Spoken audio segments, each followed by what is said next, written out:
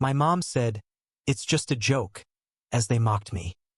My reaction left everyone silent as I exposed years of humiliation they tried to hide behind their fake laughter and cruel traditions. I'm 28, and my name is Evan Miller. All my life, my family insisted they were just joking with me. That was their favorite word. But what they called humor was really humiliation dressed up as tradition. Cutting comments, staged pranks, constant reminders that I was the one they could laugh at without consequences. The final straw happened on my birthday at my parents' house in Ohio. They told me it would be just a few relatives. When I pulled up, I counted 16 cars in the driveway. Inside were more than 30 people, including distant cousins I hadn't seen since middle school. The second I stepped through the door, everyone burst into laughter. On the wall hung a massive banner. "Happy birthday, our family failure." Under it stood a cake shaped like a trash can. My cousin Marnie was already recording me on her phone. "Mom, what is this?" I asked. "Oh, Evan, relax," my mother Linda said with that dismissive smile she'd perfected over the years. "It's just a joke. You always take things too seriously." Then my father Rick appeared holding a stack of papers. "And here's your real present," he announced, gleeful, lifting what he called the list of your screw-ups. They had printed copies for the guests so everyone could read one aloud. Aunt Brenda stood first. Evan failed his first job interview at 19. Laughter. Applause. Then Uncle Mike. Evan had to borrow $800 from his parents to pay rent. More laughter. More clapping. I stood completely still. My face felt hot, my hands cold. This wasn't humor. This wasn't love. This was cruelty wrapped in a party banner. This was the moment something inside me finally snapped. People say childhood shapes you. In my case, it didn't shape me. It bent me slowly and deliberately, like someone pressing a thumb into soft metal just to see how far it would deform before snapping. And the whole time, my parents insisted it was nothing more than our little family jokes. They called me too sensitive, but no one ever admitted where those so-called jokes began. They started way back in school when a kid should feel safest at home, not feel like a prop for his parents' entertainment. When I was 12, they swapped my regular backpack for a bright blue toddler bag decorated with cartoon dinosaurs. The entire bus ride was laughter. Mom later said, "Come on, Evan, it was adorable." I didn't think so. At my high school graduation, while other parents proudly listed scholarships and achievements, my mother stood in a circle of distant relatives and retold every awkward date I'd ever had, calling them my romantic catastrophes. Everyone chuckled. Cameras flashed. I stood sweating in an oversized gown, wishing the ground would open. Every Thanksgiving, the nickname changed depending on the year's most recent embarrassment. Scholarship reject. Mr. Almost Made It. The backup plan son. And every Christmas, without fail, there was a special gift waiting for me. A tradition, they said. When I was 19, it was a book titled How Not to Ruin Your Life, wrapped lovingly with a bow. My father laughed so hard he cried. I didn't laugh at all. By the time I reached my 20s, the damage wasn't loud or dramatic. It was quiet, internal. You get used to flinching before anyone even opens their mouth. You start assuming every comment hides a punchline at your expense. You learn not to stand too tall because tall things are easier to knock down. When I finally stopped going to family holidays, I thought maybe they'd understand the message. That maybe stepping away would make them reflect. Instead, my mother turned it into a story, her favorite activity. She told relatives I'd become ungrateful, that I was too good for family now, that success had gone to my head. Success. I was living in a tiny studio in Columbus, eating instant noodles twice a week. But truth never stood a chance against her version of the world. What I didn't know then was that the jokes weren't the worst part. The worst part came later, when they realized mockery alone didn't keep me in place. So they added control. 2 years ago, out of nowhere, my hours at work were cut. My manager pulled me aside and said he'd received a phone call from my father. A concerned parent, he said. Apparently, Dad told him I was slipping, that I lacked discipline, that maybe reducing my hours would motivate me. My manager meant well. He thought he was helping me through some unseen struggle. Meanwhile, my father bragged to relatives that he had given Evan a reality check. I confronted him, calmly, respectfully, and his response was chilling in its simplicity. Evan, it was just humor. Don't be dramatic. That sentence was a script he and my mother both used. Every time I tried to talk about how their words hurt, I hit the same wall. It's just humor. You're too dramatic. Why can't you take a joke? We're teaching you resilience. I spent years trying to decode the line between love and mockery, trying to convince myself that maybe they didn't mean harm. Maybe they were just clumsy, old-fashioned, unaware of the weight of their actions. But they knew. Of course they knew. People who don't know what they're doing don't coordinate jokes. They don't plan banners. They don't print lists of your failures for guests. They don't call your boss and say you're not working hard enough. Humor isn't supposed to leave scars. Their jokes did. And the older I got, the more I realized their humor was never meant to make anyone laugh. It was meant to make me small, manageable, someone who wouldn't talk back or set boundaries. And for a long time it worked. But something was shifting. Quietly. Something in me was getting tired of bending. And that's where the next part of the story begins. The part where the mask finally slips. That evening. The birthday. The humiliation. The banner. The trash can cake. Something inside me shifted. Not loudly. Not violently. More like a quiet internal click you barely hear, but you feel it lock into place. I realized one simple truth. If I walked away quietly, they would do it again. Next year. The year after. At someone else's wedding. Christmas.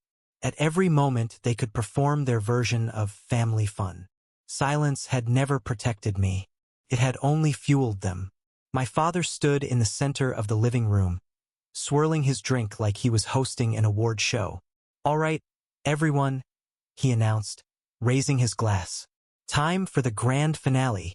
We prepared a special gift for Evan. People cheered.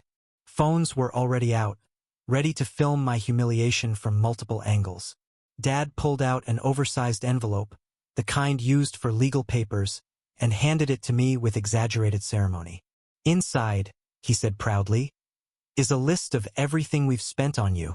Since you're almost 30, it's time to grow up and start paying us back. My fingers were steady when I opened it. Too steady, almost unnervingly calm. Inside was a document titled, Cost of Raising Evan Miller. Total, $84,700. There were line items like food and utilities during teenage years, damage to car after borrowing it, college applications, wasted, emotional labor from parents. Even that last part was listed with a price. The crowd roared with laughter. My mother leaned in, whispering urgently while still smiling for the cameras. Don't embarrass us, Evan. Smile. It's just for the video. She wanted footage, my humiliation archived for future entertainment. Instead, something unexpected happened. I smiled, but not for them. It was the first time in my life I smiled because I understood something they didn't. My mother froze for half a second, sensing something off.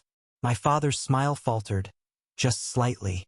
They'd expected me to crack, to raise my voice, to defend myself, to retreat into the familiar role they'd carved out for me. But not this. All right, I said quietly, almost pleasantly. If you want games, let's play. The room fell silent. Not the good kind of silence, the uncomfortable kind, the uneasy kind, the kind that creeps along the walls like a draft. I saw confusion ripple through the crowd. They weren't used to this version of me. Calm, controlled, unbothered. Aunt Brenda slowly lowered her phone. Uncle Mike stopped mid-chuckle. My cousin Marnie stopped recording with the confidence of someone who suddenly realizes she might not want proof after all. My father cleared his throat. Evan, it's just, I know, I said. A joke. But I said it with a tone he had never heard. A tone that didn't tremble, didn't fold, didn't ask for permission to exist. I folded the bill, slid it neatly back into the envelope and set it on the table. Then without a word, I walked outside into the cool Ohio air. I heard some anxious laughter behind me, nervous, confused. The sound people make when a script they've rehearsed for years suddenly falls apart. I didn't slam the door. I didn't yell. I simply walked to my car, unlocked it, sat down, and pulled out my phone. My hands didn't shake. Not even a little. I started typing. Not to my parents. Not to any relative. To myself. A list. My list. A detailed, documented account of every time my parents sabotaged my confidence. Every joke that wasn't a joke. Every moment they twisted the truth for an audience. Every act of control disguised as concern. Every consequence their humor had in the real world. For years, all I had was their version of events. Loud, theatrical, repeated at every gathering until everyone believed it. But now, I finally had something they didn't expect. Evidence, boundaries, and the will to fight back. That night, the drive home felt different. Not lighter exactly, but clearer. Like the fog had thinned just enough for me to see a path forward. For the first time in my life, I wasn't running away from them. I was walking towards something else. My own voice. And with every mile, the list grew longer. By the time I reached my apartment, I knew exactly what I was going to do, and just how thoroughly their perfect family image was about to crack. I didn't sleep that night. Not out of anger. Anger burns too fast. What kept me awake was clarity. A feeling so sharp it almost hummed under my skin. For the first time in years, I wasn't replaying their jokes or rehearsing explanations for my feelings. I was building something. A record. A map of every loose thread they thought would stay hidden forever. By 3 a.m., I had written 23 separate messages. Not rants, not accusations, questions. Simple, clean questions directed at the people who had listened to my parents' jokes for years, who had quietly absorbed the stories about me being lazy, irresponsible, dramatic, ungrateful. But this time, I didn't write anything emotional. I wrote the truth, and I asked about theirs. Questions like, do you know what happened to Grandpa's insurance payout? Mom said it went missing during paperwork. Did anyone else hear that story? Grandma left $40,000 for the grandkids' college fund. Dad always said the market collapsed. Did the rest of you hear the same explanation? Uncle Tom never received his share of the inheritance. Do you know who handled the paperwork? Dad helped coordinate the estate documents for the family on his sister's side. Why did so many of them disappear? I didn't accuse. I didn't point fingers. I didn't even hint at blame. I just asked questions, the kind of questions people avoid for years because it's easier to laugh at the designated family punching bag than to notice the cracks in the facade. But questions have weight. And when they start landing in inboxes at the same time, that weight multiplies. By morning, my mother had 51 missed calls. My father had 63. My sister Kayla had 34. And the tone of the messages? Not amused. Not dismissive. Not even angry. Panicked. Mom's voicemails. Evan, stop this immediately. You're hurting people. You don't understand how families work. Dad's texts. You're misinterpreting things. You're going to start rumors. Delete everything. And finally, call me right now. Even Kayla showed up at my apartment unannounced. Mascara streaked, breathing hard like she'd run the whole way. You're destroying our family, she said, voice trembling. Why are you doing this? Why now? I looked at her carefully. Not angry, just tired. Did you know about the failure banner? I asked quietly. About the list of my mistakes they handed out like party favors? She froze. Her eyes dropped. She didn't answer. Silence is confession when spoken at the right moment. She left without another word. That evening, the phone calls shifted tone. Not from my parents, they'd gone silent, probably regrouping, rewriting the narrative, crafting a new version of events where they were the victims and I was the ungrateful villain. The calls came from others. The first was Aunt Jenny. Her voice shook. Evan, the money your grandmother left. It really did disappear. Linda told us she was investing it for everyone. She never showed proof. Then Uncle Tom called. He had spent years trying not to appear bitter, trying to keep the peace. I always suspected your dad withheld my part of the inheritance, he said. But I never had evidence. I didn't want to start war in the family. War had already existed, it had just been hidden behind jokes. The third call was from my cousin Brian, the quiet one. My parents told me my college fund was gone, he whispered. Said they had to borrow it for something important. They never paid it back. Piece by piece, the puzzle snapped together. The missing money, the disappearing documents, the silenced questions, the selective memory, all of it fit. For years, my parents kept me small not because they enjoyed the jokes, but because small people don't ask big questions. Small people don't investigate. Small people don't expose financial inconsistencies and buried family secrets. But I wasn't small anymore. Not tonight. And as the truth started coming from every corner of the family, I felt something I hadn't felt in years, a sense of solid ground beneath my feet. Everything I suspected, everything I had quietly pushed aside, everything they insisted was just humor, was real, and the cracks in their perfect facade were no longer cracks. They were fractures, widening by the hour. Next, all that remained was to confront the collapse head-on. When my parents finally realized the cracks weren't just cracks but structural damage, they launched the phase they'd always used whenever control slipped out of their hands. Pressure, guilt, manipulation, and volume. It was almost predictable, the choreography of people who have rehearsed emotional dominance for decades. It started the next morning at my office. I was reviewing emails when my coworker whispered, Evan, there's a woman in the lobby asking for you. Kind of urgently. I knew before he even finished the sentence. My mother stood there, perfectly dressed, perfectly composed, lips pressed into a thin line that always meant she had come to fix something. Fix, in her language, meant make you feel guilty enough to erase the problem. Evan, she said softly, almost tenderly, we're family. This needs to be handled quietly. I gestured toward the seating area. We can talk in the lounge. Her smile cracked. No, not here. She didn't want an audience. She didn't want witnesses. She wanted the familiar stage where she controlled the narrative, her kitchen, her living room, her turf. But I wasn't playing on their turf anymore. We talk here, I repeated calmly. Or not at all.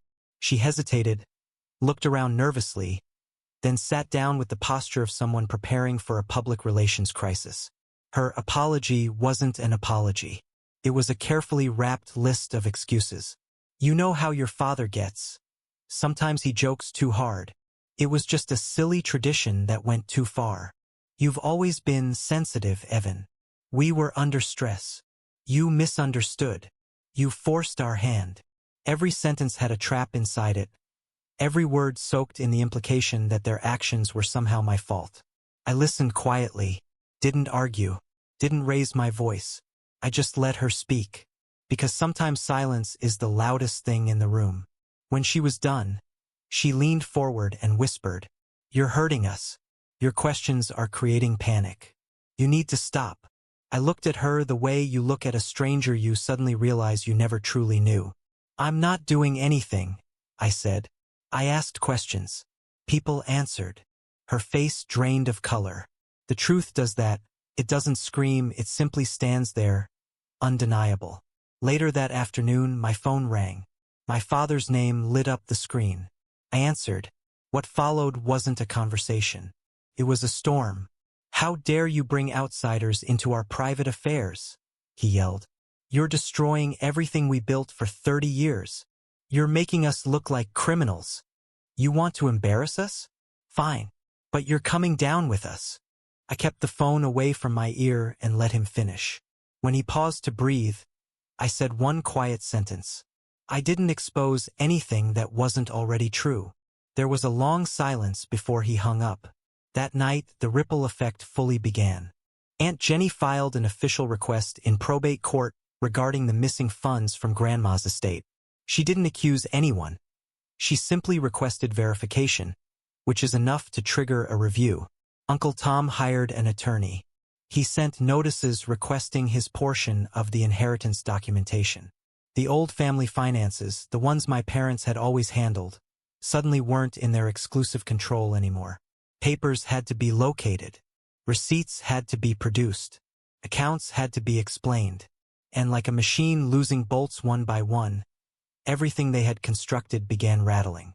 Even the college fund my grandmother created, the one my parents always declared lost to market downturns, was pulled into review. The fund manager, when contacted by Brian, confirmed something nobody expected. The account hadn't disappeared. It had been closed. Manually, by someone in the family. The investigations began. Letters were sent. Court requests were filed. And I did nothing. I made no posts, no accusations, no speeches, no threats. I simply watched as transparency, something my family had resisted for decades, finally entered their world like a floodlight into a dark room. The truth, once released, doesn't need assistance. It moves on its own. It finds every corner, every hidden drawer, every dusty box of old paperwork someone hoped would never be opened again. My parents kept calling, alternating between threats, guilt, and pleas. Evan, stop this. Evan, you're tearing us apart. Evan, you don't understand what you've done. But I understood perfectly. All I had done was remove the silence that protected them. The rest was simply gravity. A month passed and the consequences, the real ones, not the ones my parents used to dramatize for sympathy, finally settled into place. Not loudly. Not with the explosion my father always warned about whenever someone challenged him. No, the truth doesn't explode. It shifts the ground, slowly and permanently. One by one, the outcomes arrived. My parents were forced to pay Aunt Jenny the $40,000 that mysteriously disappeared after Grandma died. The probate court traced it, and the paper trail led exactly where everyone was afraid to look. Uncle Tom received $22,000, his rightful inheritance, withheld for nearly a decade under the excuse of clerical errors. The family college fund, the one that collapsed, was placed under the supervision of a neutral attorney. No more future investments. No more vanished statements. My parents quietly listed their house for sale. They needed the money to cover repayments, legal fees, and years of debts they'd hidden behind the facade of being the responsible branch of the family. Every time a new development surfaced, relatives reached out to me, not with blame that had ended quickly, but with clarity, with perspective, with stories they'd always been too embarrassed or intimidated to say out loud. In the end, the only people who still believed their own narrative were my parents. One evening, as I was making dinner in my small apartment, my phone rang. My mother's name appeared. I let it ring until it almost went to voicemail. Only then did I pick up. Her voice was cold and trembling at the same time. "Are you happy now?" she asked. "Does this make you feel powerful? You destroyed this family." I leaned against the counter, staring at the simple life around me. Plants on the windowsill, the quiet hum of the fridge, my own peace echoing back at me. "No, Mom," I said softly. "I didn't destroy anything. You and Dad did for years. I just turned on the lights so everyone could see." There was a sharp inhale on the other end, the kind that comes when a person realizes anger won't work anymore. She didn't argue. She didn't apologize. She just hung up. That was the last time we spoke. The silence that followed wasn't empty. It was clean, like fresh air after a storm. Now I live alone in a small apartment with old floorboards and too much sunlight. I work in peace. I'm learning to save money for my own projects. Not because someone demands it, not because I owe anyone a debt they invented, but because the future is finally mine. No lists of failures. No stage jokes. No rules about who I'm supposed to be. For the first time, my life feels quiet in a good way. Not the fragile quiet before humiliation, but the steady quiet that comes after choosing yourself. On my next birthday, I didn't throw a party or invite a single relative. I bought a small chocolate cake for $8 at the grocery store. Just one candle. No banners. No cameras. No laughter at my expense. I sat by the window, lit the candle, and watched the flame flicker. Then I made a promise to myself. Quietly, simply, but with all the weight of a new life forming. I will never again let anyone hide cruelty behind the words, "It's just a joke." The truth freed me, and I intend to stay free.